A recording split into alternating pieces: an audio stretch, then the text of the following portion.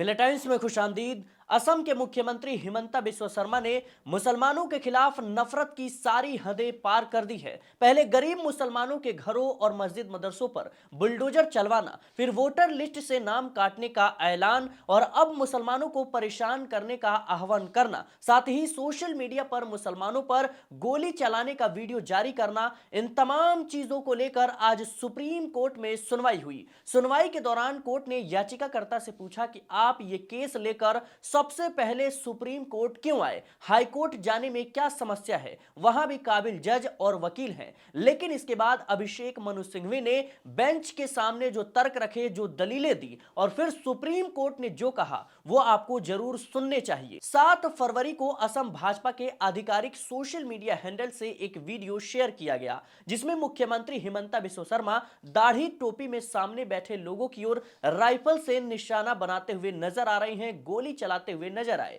इस पोस्ट के बाद देश भर में उनके खिलाफ कई जगह एफआईआर दर्ज हुई। इसके साथ साथ देश भर में कई नेताओं ने सुप्रीम कोर्ट में याचिकाएं दायर कर मुख्यमंत्री के खिलाफ एफआईआर दर्ज करने और विशेष जांच दल यानी एसआईटी गठन करने की मांग की थी। इस जनहित याचिका में पूर्व उपराज्यपाल नजीब जंग, सामाजिक कार्यकर्ता रेखा वर्मा और जॉन दयाल समेत 12 लोग शामिल थे। बता दें कि इन तमाम याचिकाओं पर सोमवार 16 फरवरी को सुप्रीम कोर्ट में सुनवाई हुई। सुप्रीम कोर्ट ने मुख्यमंत्री हिमंता बिस्वा शर्मा के खिलाफ दायर इस याचिका को खारिज कर दिया और पहले गुवाहाटी हाई कोर्ट जाने का निर्देश दिया। अप्रैल 2023 में सुप्रीम कोर्ट ने स्पष्ट आदेश दिया था कि कहीं भी नफरती भाषण के खिलाफ राज्य सरकार और पुलिस प्रशासन को खुद संज्ञान लेकर तुरंत एफआईआर दर्ज करनी होगी। पुलिस को इस बात का इंतजार नहीं करना चाहिए कि कोई पीड़ित आए और शिकायत दर्ज कराए। कोर्ट ने साफ सीधे शब्दों में कहा था कि नफरती भाषण देने वाला व्यक्ति किसी भी धर्म का हो,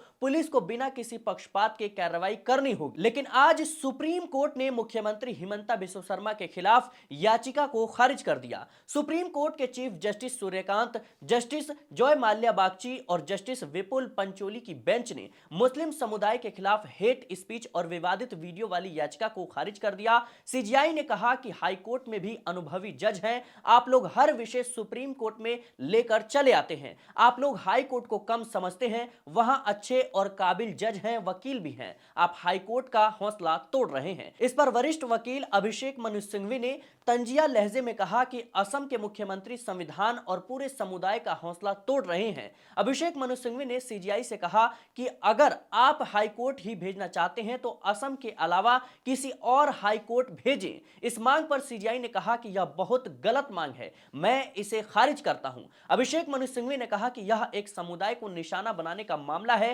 पूरे देश का विषय है, इसलिए आपको सुनवाई करनी चाहिए। सीजीआई ने कहा कि यानी देश की हर घटना पर सुप्रीम कोर्ट ही सुनवाई करे। अगर हमें किसी मामले में लगेगा कि हाई कोर्ट नहीं सुन सकता तो हम सुनेंगे,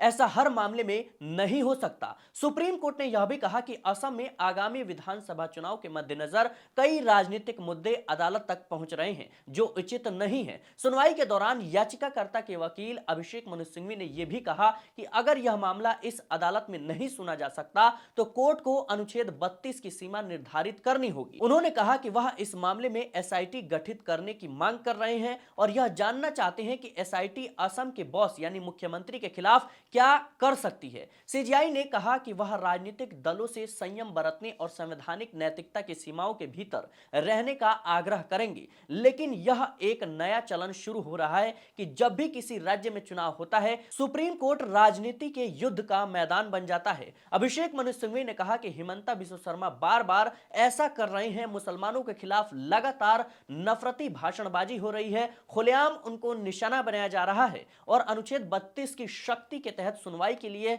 यह एक सही केस है। अभिषेक मनु सिंघवी ने ऐसे कई मामलों का उदाहरण दिया और आग्रह किया सुप्रीम कोर्ट से कि सुनवाई किया जाए। इस पर सीजीआई ने कहा कि यह ऐसे मामले थे जहां लोगों के खिलाफ दंडात्मक कार्रवाई हुई थी, यहां आप कार्रवाई की मांग कर रहे हैं। फिर अभिषेक मनु सिंघवी ने कहा कि यह बड़े पद पर बैठे शख्स का मामला है, संवैधानिक पद पर बैठा व्यक्ति खुलेआम एक धर्म विशेष के खिलाफ नफरत भरी निगाहों से देखता है, नफरत भरी बयानबाजी करता है। कोर्ट ने याचिकाकर्ता से बार बार सवाल किया कि वह हाईकोर्ट जाने के बजाय सीधे सुप्रीम कोर्ट क्यों आए हैं। वहीं एक अन्य वकील निजाम पाशा ने कहा कि कई राज्यों में असम के मुख्यमंत्री के खिलाफ एफआईआर दर्ज हुई है। सीजीआई ने इस पर कहा कि अगर ऐसा है तो इसे लेकर वह व्यक्ति हमारे पास आएगा जिसके ऊपर एफआईआर दर्ज हुई है, हम कोई पीआईएल नहीं सुनेंगे। बता दें कि दूसरे याचिकाकर्ता के वकील सीयू सिंह ने कहा कि हमने हाईकोर्ट के चीफ जस्टिस को चिट्ठी लिखकर स्वतः संज्ञान लेने का आग्रह किया था, अनुरोध किया था, लेकिन उन्होंने अब तक ऐसा नहीं किया, उन्होंने कोई एक्शन नहीं लिया। सीजीआई सूर्यकांत ने इस पर कहा कि चिट्ठी लिखना और याचिका दाखिल करना दोनों अलग अलग बात है। सुप्रीम कोर्ट में आज की सुनवाई मुसलमानों के लिए थोड़ी निराशाजनक रही, क्योंकि उम्मीद थी कि जिस तरह मुख्यमंत्री हिमंता बिस्वा शर्मा एक संवैधानिक पद पर होने के बावजूद खुल्लम खुल्ला एक धर्म विशेष के लोगों को निशाना बना रहे हैं, उस पर सुप्रीम कोर्ट की तरफ से कोई रोक लगाई जाएगी, कोई एक्शन लिया जाएगा। लेकिन फिलहाल सुप्रीम कोर्ट ने हाईकोर्ट जाने की सलाह दी है। अब देखना होगा कि हाईकोर्ट इस पूरे मामले पर क्या रुख अपनाता है। क्या हाईकोर्ट मुख्यमंत्री के नफरती भाषण पर रोक लगाएगा? क्या ऐसे बयानों और वीडियो को गंभीरता से लेते हुए कोई सख्त निर्देश जारी किए जाएंगे? ये सवाल इसलिए भी बेहद जरूरी हो जाते हैं क्योंकि जब किसी राज्य का मुख्यमंत्री जो एक संवैधानिक पद पर बैठा है खुलेआम किसी एक समुदाय को निशाना बनाता है तो इसका असर केवल भाषण तक सीमित नहीं रहता। ऐसे बयान समाज में तनाव, डर और असुरक्षा का माहौल पैदा करते हैं और यही लोकतंत्र के लिए सबसे खतरनाक स्थिति मानी जाती है। अगर किसी समुदाय के खिलाफ बार बार नफरत फैलाने वाले बयान दिए जाएंगे और उन पर कोई रोक नहीं लगेगी तो यह केवल एक राज्य तक सीमित नहीं रहेगा बल्कि पूरे देश में